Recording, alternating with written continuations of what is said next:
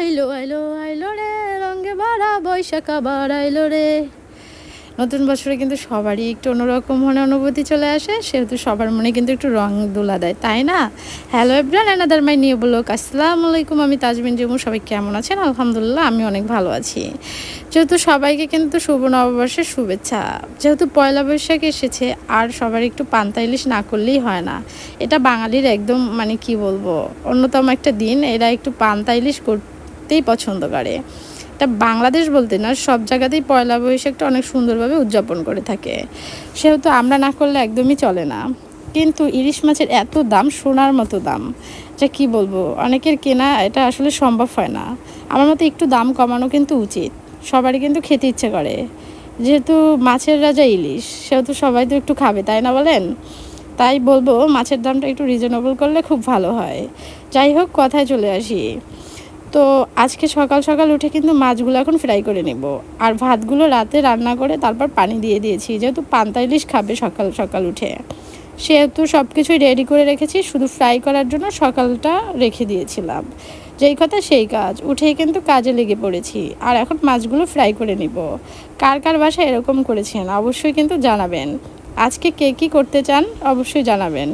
যেহেতু পয়লা বৈশাখ, সবাই তো একটু ঘোরাঘুরি করবেই। মাছগুলো ফ্রাই হয়ে গেলে তারপর কিন্তু অন্য কিছু করতে হবে। সাথে থাকবে ভর্তা, আর থাকবে ডালের বড়া। এগুলো না হলে একদমই যেন জমে না। সাথে কিন্তু থাকবে পোড়ামরিচ। আর আমি এগুলো কিন্তু সব কিছু রেডি করতেছিলাম, আর মা কিন্তু আমাকে হেল্প করেছে। আর এখন আমি এটাকে ছিটি দেওয়ার জন্য আলুগুলো দিয়ে দিচ্ছি কুকারে।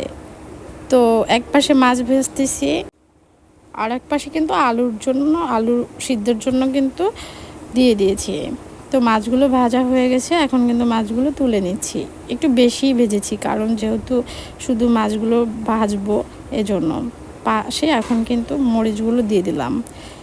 যদি একটু শুকনো মরিচ না হয় তাহলে কিন্তু পান্তা ভাত খেতে ভালো লাগে না। তো সবগুলোই কিন্তু রেডি করে নিচ্ছি। কথা বলতে বলতে আমার কাজগুলো কিন্তু হয়ে গেছে। আর মাছ ফ্রাইগুলো কিন্তু দেখেন, দেখতে যেরকম, খেতেও কিন্তু অনেক মজা হয়েছে। পরে কিন্তু আমার আলু সিদ্ধ করাও হয়ে গেছিলো। আর এখন আমি ডালের পেঁয়াজুটা দিয়ে দিব। এখন সবগুলো মিক্স করে তারপরে কিন্তু ফ্রাই করতে দিয়ে দিব। তো সকাল সকাল কিন্তু এগুলো করতে আমার ভালোই লাগতেছিল। প্রিয়জনের নিজে হাতে এবার পয়লা বৈশাখ করতেছি, তাদের সাথে আরও বেশি ভালো লাগতেছিল। আমার বর এখন বাংলাদেশে, সেহেতু কিন্তু আমরা এখন একসাথেই পয়লা বৈশাখ উদযাপন করব। আর দেখেন কি সুন্দরভাবে পেঁয়াজগুলো ছেড়ে দিলাম। আর এখন এগুলো ভাজার পালা। আর ভাজা কিন্তু প্রায় ওগুলোও হয়ে গেছিলো। আর আমার পেঁয়াজগুলো এমনভাবে হয়েছিল, ডালের বড়াগুলো মনে হচ্ছিলো কাকলেট। আপনারাই বলেন, তাই মনে হচ্ছে না? যাই হোক, আমার সব কিছু রেডি হয়ে গেছে। আর এখন কিন্তু আমি ভাত খাবার জন্য সবাইকে দিয়ে দিয়েছি। আর এই ছিল আমার লাস্ট লুকটা। তো সবাইকে আমার মনের অন্তঃস্থল থেকে জানাচ্ছি শুভ নববর্ষ। সবাই অনেক ভালো থাকবেন, নতুন বছর অনেক শুভেচ্ছা। এই তো আমার প্রিয় মানুষগুলো খাচ্ছে, আমিও খেয়ে নিচ্ছি। তো এই পর্যন্ত সবাই ভালো থাকবেন, আল্লাহ হাফেজ।